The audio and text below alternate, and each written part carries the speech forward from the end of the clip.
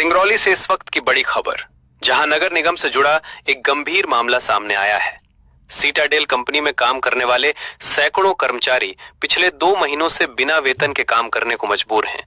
कर्मचारियों का आरोप है कि वेतन भुगतान से जुड़ी फाइल महापौर स्तर पर अब तक 6 बार रोकी जा चुकी है, जबकि इस पूरे मामले की जांच पूरी हो चुकी है और जांच रिपोर्ट भी कंपनी के पक्ष में आई है। बताया जा रहा है कि वेतन न मिलने से कर्मचारी और उनके परिवार गंभीर आर्थिक संकट में हैं। कर्मचारियों ने नगर निगम महापौर, निगम अध्यक्ष और आयुक्त से कई बार गुहार लगाई, लेकिन अब तक उन्हें सिर्फ आश्वासन ही मिला है, समाधान नहीं।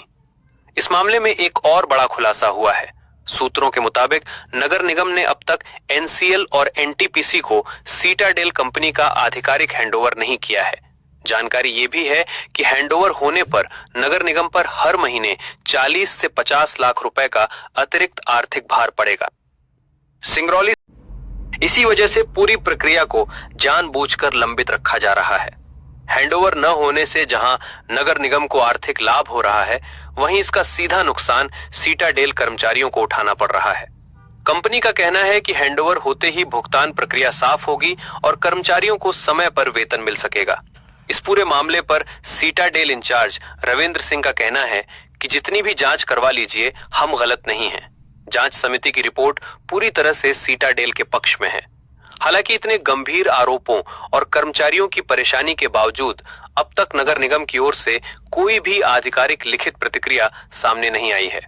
सबसे बड़ा सवाल यही है, जब जांच रिपोर्ट साफ है तो फाइल बार बार क्यों रोकी जा रही है और आखिर कब मिलेगा कर्मचारियों को उनका हक का वेतन? हम इस पूरे मामले पर नगर निगम का पक्ष जानने की कोशिश लगातार कर रहे हैं। फिलहाल के लिए इतना ही। आगे की अपडेट के साथ जुड़े रहिए हमारे साथ। इसमें इसी वजह से सबसे पहले मैं बताना चाहूंगा कि जो महापौर के द्वारा जो बताया जा रहा है कि 34% का डबल भुगतान हो रहा है। पहली चीज तो ये भुगतान ऐसा नहीं है। दूसरा, हमारा जो कॉन्ट्रैक्ट हुआ है, जो एग्रीमेंट हुआ है नगर निगम के साथ में, वो हमारा 45 वार्डों का हुआ है। उस 45 वार्डों में 34 और 35 एनटीपीसी के वार्ड भी आते हैं, जो कि हमने पहले भी पूर्व में कई मीटिंग में मैंने नगर निगम को बोला भी है कि हमको एनसीएल और एनटीपीसी अनुबंध के अनुसार हैंडओवर कर दीजिए। हम काम करने के लिए तैयार हैं। हम कल से 20 गाय लगा देंगे और एनटीपीसी और एनसीएल का काम करेंगे। दूसरा, हम एनसीएल से और बिल्कुल भुगतान नहीं ले रहे हैं। एनटीपीसी द्वारा अपनी स्वयं के कैंपस की सफाई के लिए टेंडर निकाला जाता है और उस टेंडर, ऑनलाइन टेंडर के माध्यम से कंपनी ने पार्टिसिपेट किया और हम उसमें एल1 हुए।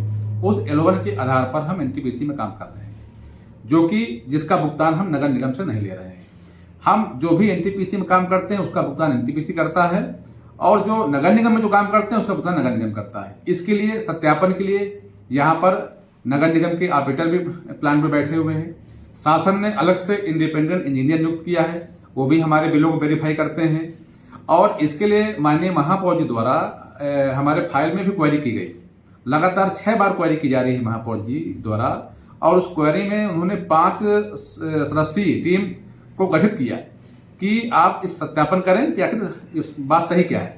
तो 5 सदस्यीय टीम द्वारा प्लांट के अंदर सत्यापन किया गया, सभी डॉक्यूमेंट्स देखे गए, कांटे को देखा गया, प्रोसेसिंग यूनिट देखी गई और उस आधार पर जो जांच कमेटी ने रिपोर्ट भी दिया, सब कुछ सही पाया गया और हमने एनटीपीसी का उनको कॉन्ट्रैक्ट एग्रीमेंट भी दिखाया कि जो कि नगर निगम और उसमें दोनों में डिफरेंट है।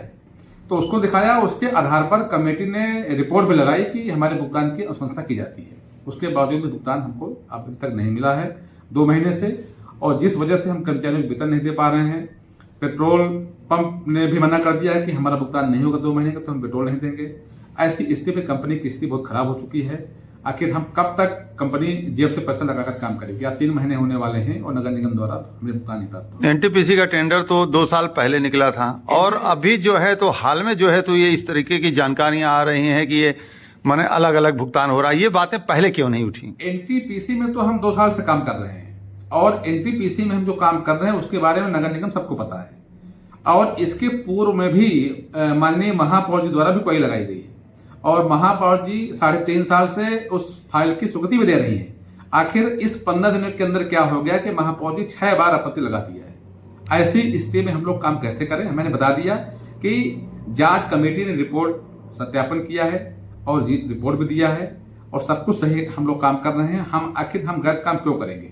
जो एनटीपीसी से हमें टेंडर हुआ है उसका एनटीपीसी से हमको भुगतान मिल रहा है, जो नगर निगम से हम काम कर रहे हैं वहां हम भुगतान ले रहे हैं। और हम तो तैयार हैं आज भी कि अगर माननीय महापौर जी द्वारा, कमिश्नर मैडम द्वारा हमें एनसीएल और एनटीपीसी के काम को हमें हैंड ओवर कर दें, हम काम करने को तैयार हैं। हम एनटीपीसी से 1 रुपया नहीं लेंगे और टेंडर में भी हम काम नहीं करेंगे। वो तो सेपरेट टेंडर है और सेपरेट टेंडर के माध्यम से हम लोग वहां पर काम कर रहे हैं, जो कि मुझे 1.5-2 लाख रुपए का भुगतान मिलता है।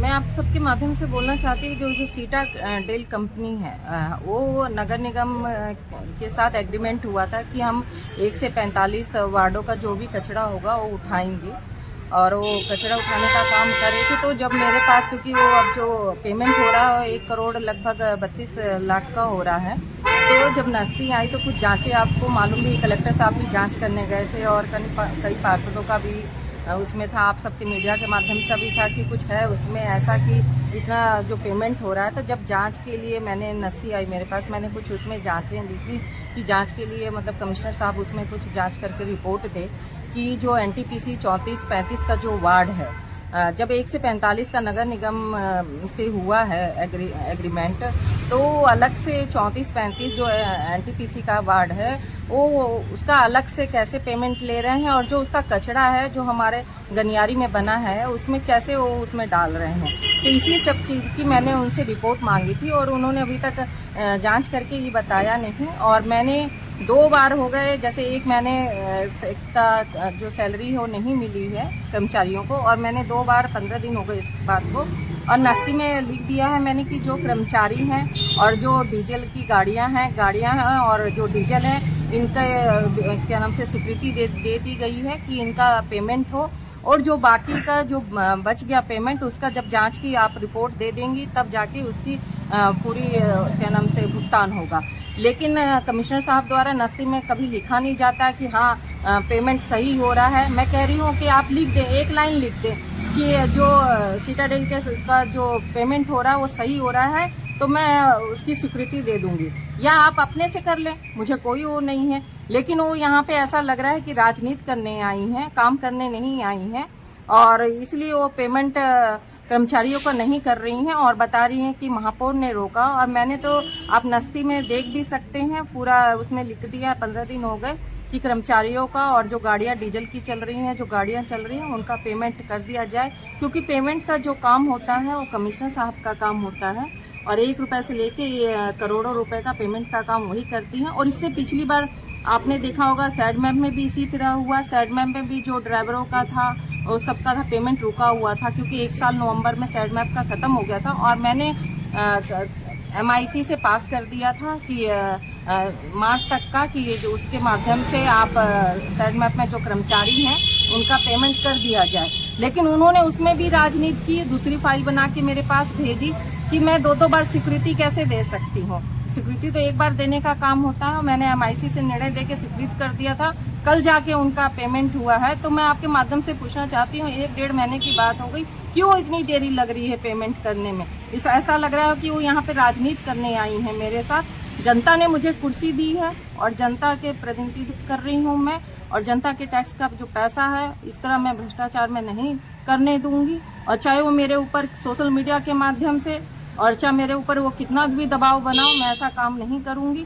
आप मुझे रिपोर्ट दें। ये जो रोक जो समझ में आ रहा है पेमेंट का इशू सिर्फ 2 वार्डों को लेकर है, जो एनटीपीसी है, जो डबल पेमेंट ले रहा है, डबल पेमेंट हो रहा है। उस पर ये कोई कुछ भी टिप्पणी नहीं लिख रही है। टिप्पणी नहीं लिख रही है। आप मुझे उसमें रिपोर्ट की जांच की जो मैंने मांगा है आप रिपोर्ट करके दे दें, उसमें लिख दे जो पेमेंट हुआ है वो सही हो रहा है, या आप अपने माध्यम से कर दे। मैं कुछ नहीं बोल रही हूँ। जो आप बड़े बड़े जो 1 करोड़ से ऊपर की होती हैं फाइलें, आप छोटी छोटी फाइलें करती हैं न, उसका पेमेंट करती हैं, तो ऐसे इनका भी पेमेंट कर दे। क्यों आप हमसे स्वीकृति लेना चाह रही हैं? आप कर दे पेमेंट अगर आपको ऐसा लग रहा है। उनके द्वारा यह बात काफ़ी दिनों से कही जा रही है कि 2 महीने से उनका भुगतान नहीं हुआ है। हमने अपने कर्मचारियों से इस बारे पर चर्चा किया कि आप हमारे परिवार के हिस्से हैं, हमारे नगर निगम के हिस्से हैं और नगर निगम के विकास कार्य में आपका बहुत बड़ा योगदान है, आपका समय से भुगतान होना चाहिए। उनको मैं आश्वस्त किया हूं कि कमिश्नर से भी मैंने बात करी है, महापौर से भी करूंगा। अभी मैं नगर निगम जा रहा हूं फाइल से अवगत होकर के कि किस स्तर पर फाइल क्यों रोकी गई है और इनका श्रमिकों का इसमें क्या कसूर है, उनका इसका भुगतान होना चाहिए।